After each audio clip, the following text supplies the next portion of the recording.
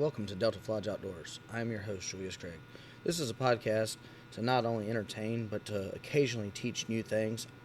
I may be the only one learning, but at least we're going to have some fun trying to do it along the way. Thank y'all.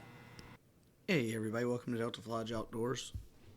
Hope y'all have had a good month of January, as this one comes out like the 4th day of February, I believe, is when this one's going to hit the air. What we're going to talk about today is what you didn't know about deer antlers. Some of this everybody knows, some of it the newer guys and gals won't know, some of it's just basic information. It was, an article I was reading over that was written by Ed Maliker, and it's, it talks about, every year, barring anything happening, most of the time a deer's antlers get larger, as the rat gets larger, which is a shock to some people because they shed them every year. So it's like, well, that goes into, at the end of the year, usually when testosterone drops because mating season's over, the antlers start falling from there. So you can actually tell a lot about your breeding period by how long the deer hold horns. Areas that I'm in Oklahoma, we'll have deer start dropping horns Christmas, New Year's. That means they're 20, 30 days past rut.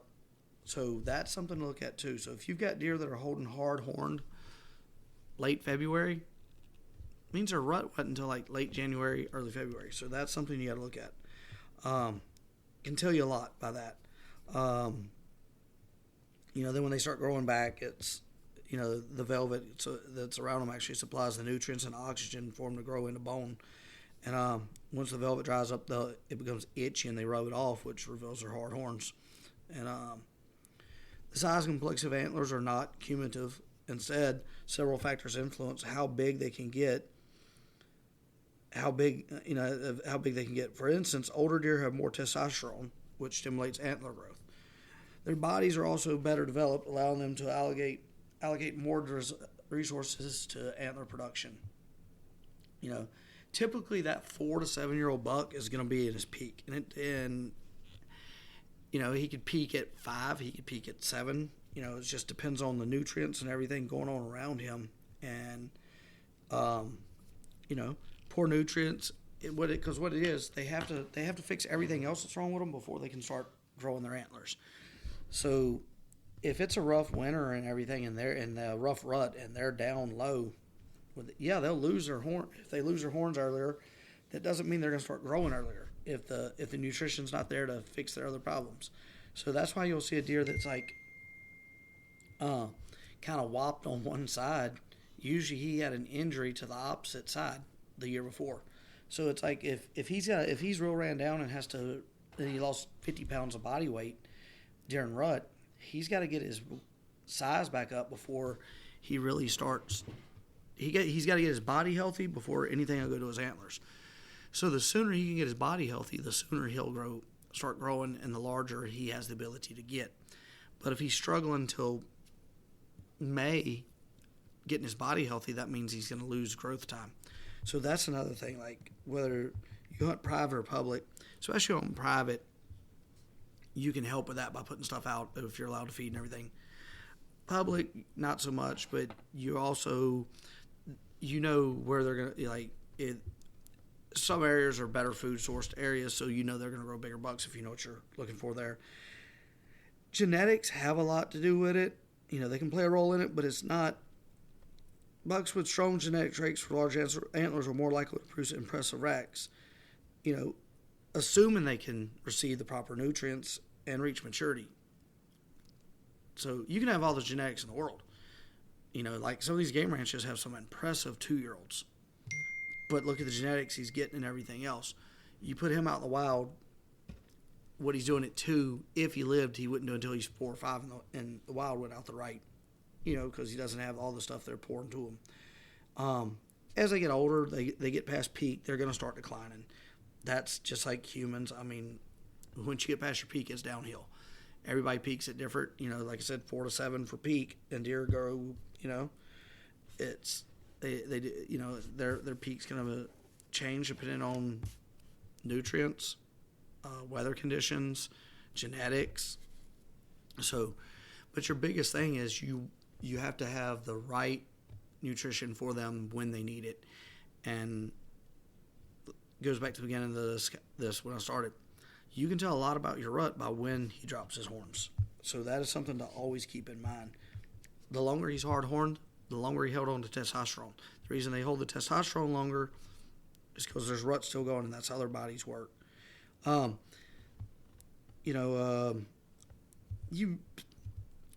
Inaccurate, like, you're not going to get accurate age looking at antlers, so that's a whole, throw that out, fuck that.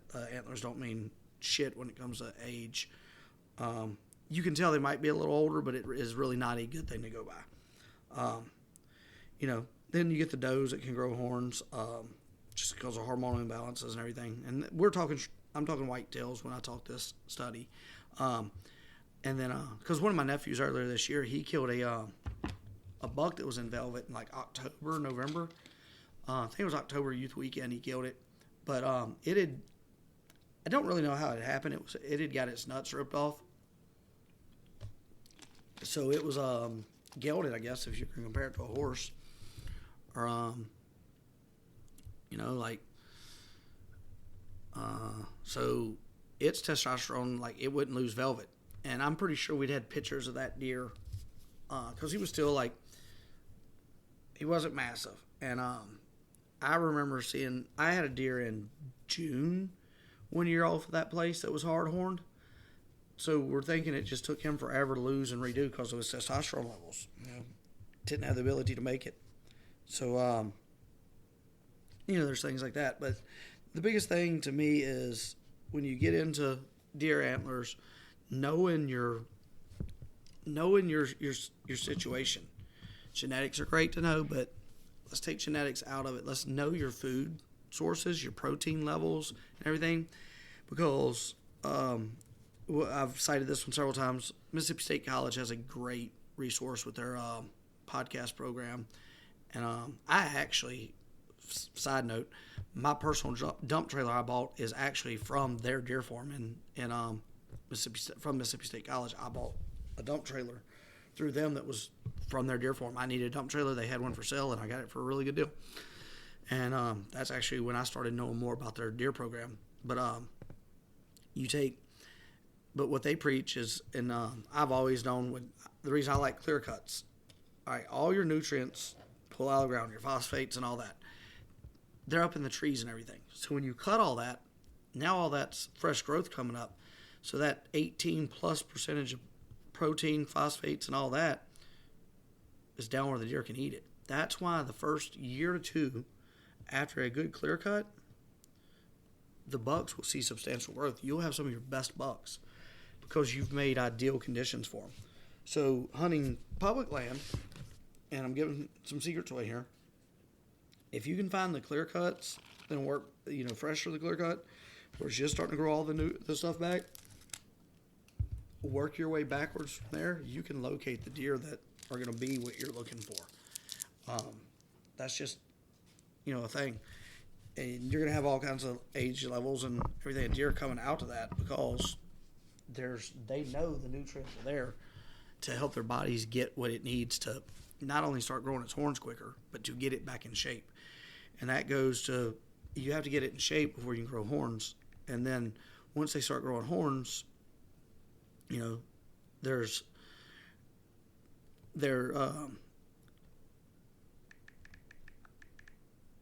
they're gonna grow until a certain time, and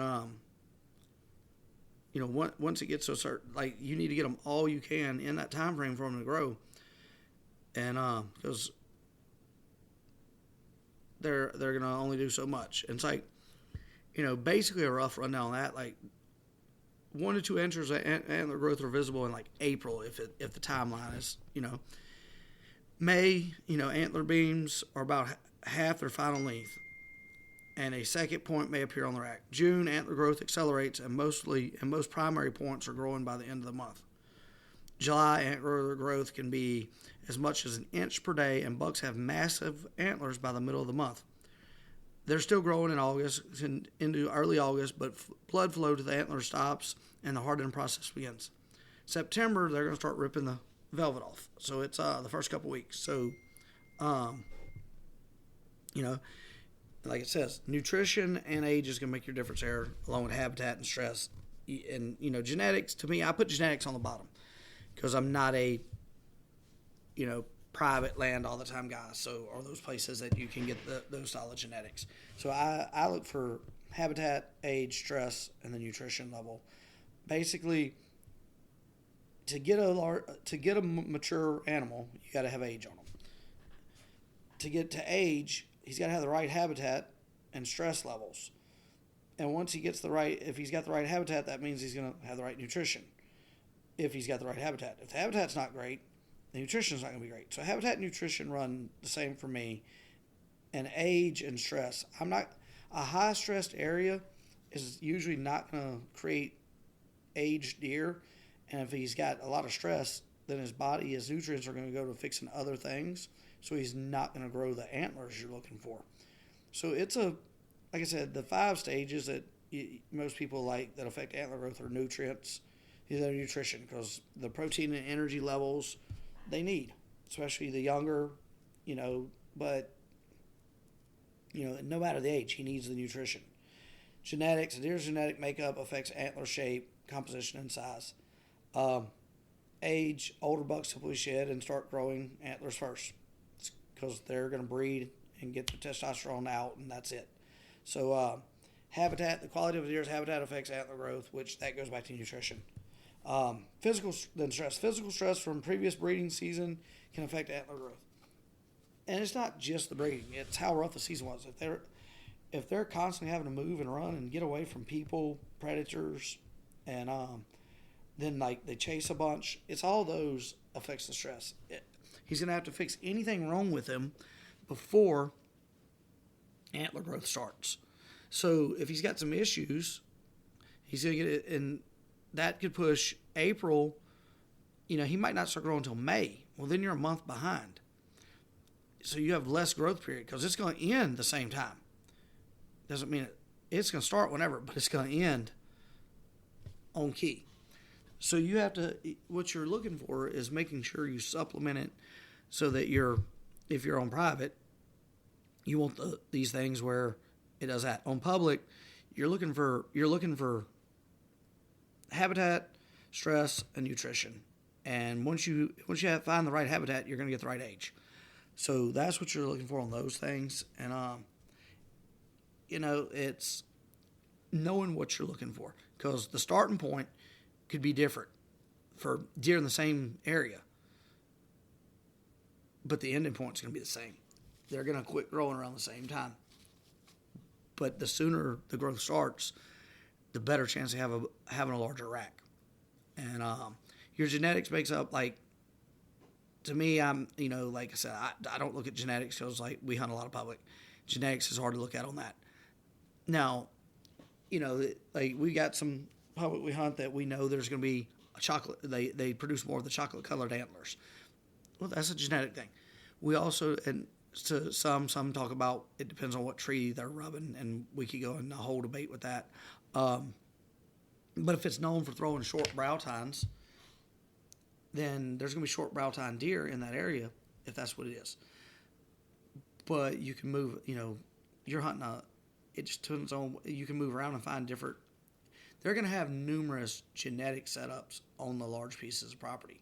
Some of the public land we hunt is 60, 70,000 acres, some of it's 3,000. Obviously, you're not going to have as much genetic makeup on 3,000 acres as you would on 60,000 acres. So it's knowing where you're at for your genetics. You know, and each state's going to have, their genetics are going to be different. That's why, you know, so I throw genetics out. I go with nutrition, age, habitat, and stress. And that's, to me, that's your biggest factors. And, you know, like we said, it can always start late, but it's going to end the same time.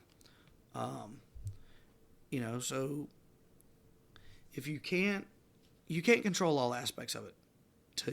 But if you're hunting, you can know what to look for to try to, help with what you're looking like. If you know what you're looking for, nutrition, genetic, age, stress levels, all that, then you know what areas to look at.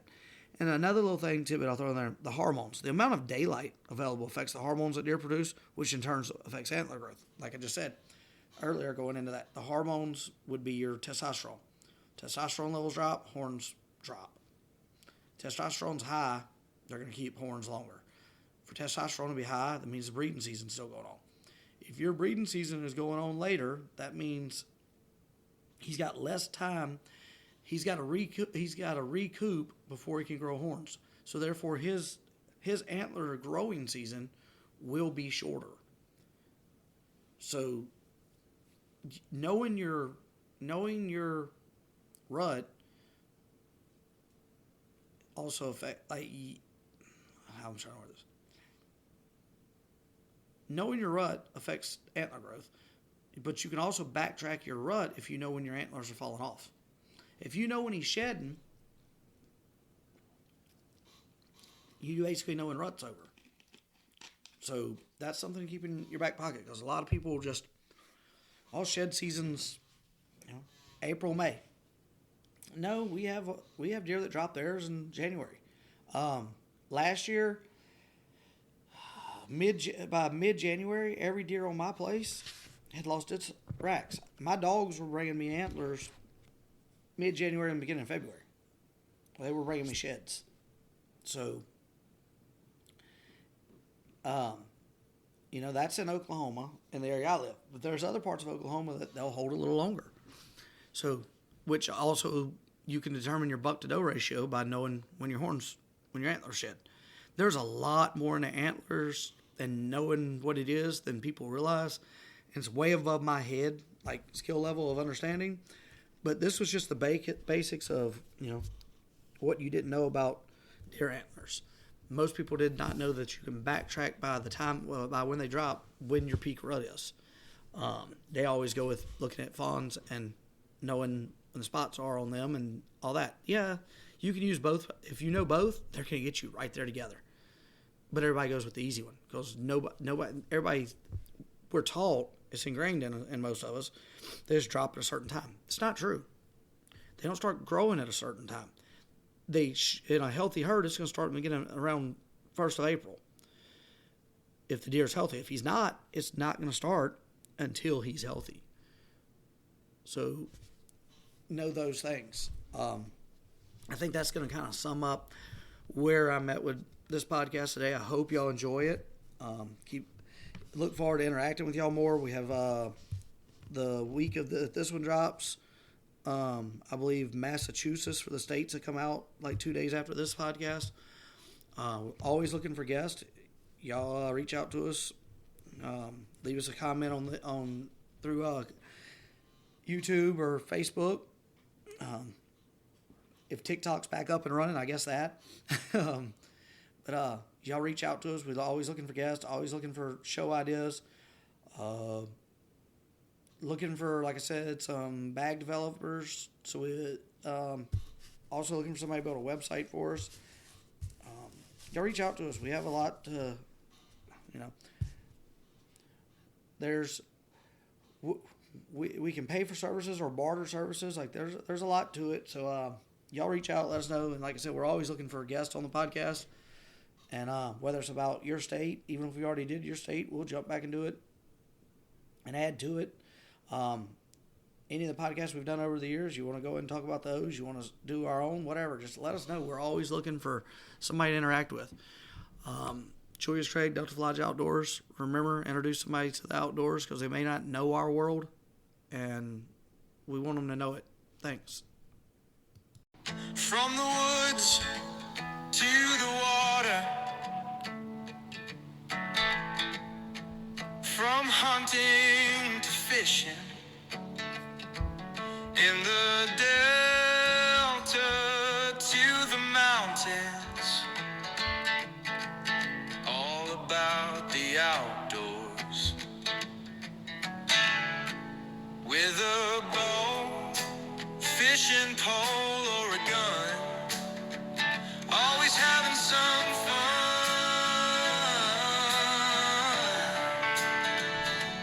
In the delta to the mountains, all about the outdoors. When the hook is set, we know it's gonna be